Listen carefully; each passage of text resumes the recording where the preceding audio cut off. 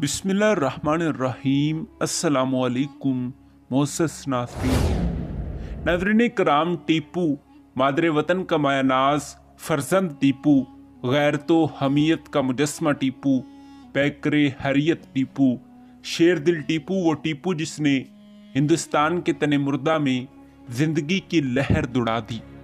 बहादुर टीपू दीवाने हिली की मर्दम खेज़ सरजमी में ऐन उस वक़्त पैदा हुआ जब आज़ाद हिंदुस्तान की अज़मत का आफ़ताब तनज़्ज़ुल की गहराइयों में ग़ुरूब हो रहा था।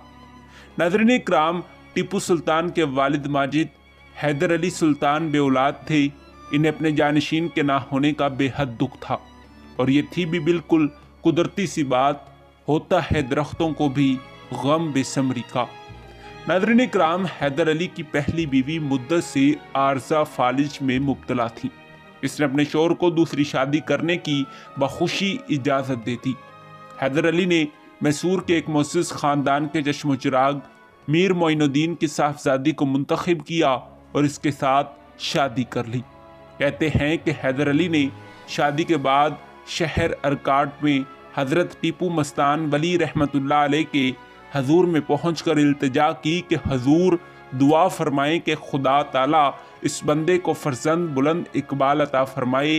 टीपू मस्तान ने दुआ के लिए हाथ उठाए और बशारत दी कि तुम्हारा फर्जंद हिंदुस्तान का एक नामवर, जलीलुल कदर और अजीमुल मुरतब बादशाह होगा।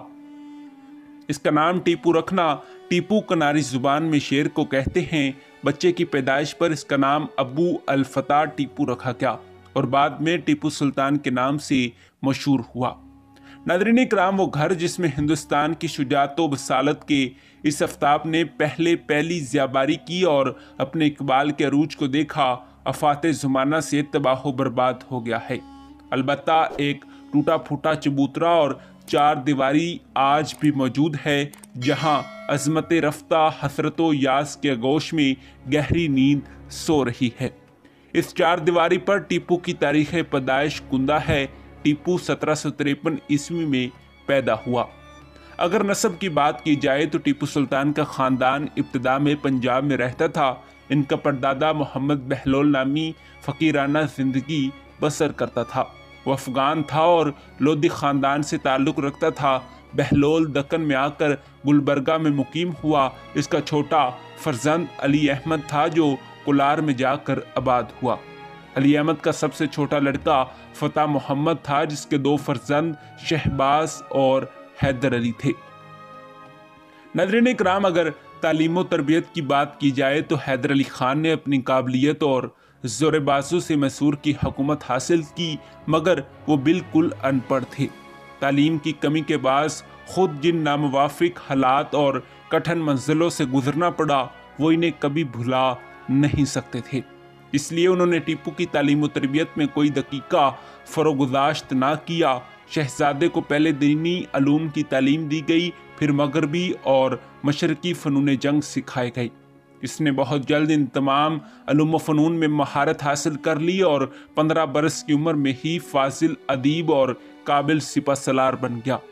वो ज़ेरक, जर्री, बहादुर, मुस्तकिल मजाज और मर्द मैदा था। क्यों ना हो, आखिर शेरों के बेटे भी तो शेर ही होते हैं। कड़ी आजमाइश और ख़तरनाक हालात में वो सबसे पहले अपनी जान जोखों में डाल देता था। इसकी शुजाअत से सिपाहियों के दिल बढ़ जाते थे और वो भी अपने सरदार की पैरवी में जान पर खेल जाना फ़ख्र समझते थे।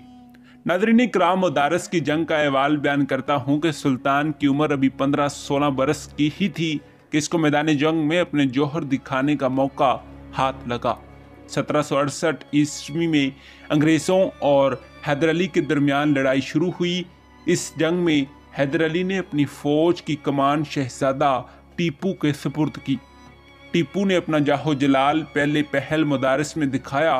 मदारस के महाज पर ही इसने अंग्रेज़ी फ़ौजों को पहली शिकस्त से दो चार किया। जी हाँ नाज़रीन इकराम, यही हमारी आज की वीडियो का मौजू था। उम्मीद है कि आपको हमारी आज की ये तहकीकी, तारीख़ी और मालूमाती वीडियो पसंद आई होगी। मिलते हैं एक ऐसी ही नई तहकीकी, तारीख़ी और मालूमाती वीडियो के साथ। तब तक दीजिए इजाज़त। खुदा हाफिज़।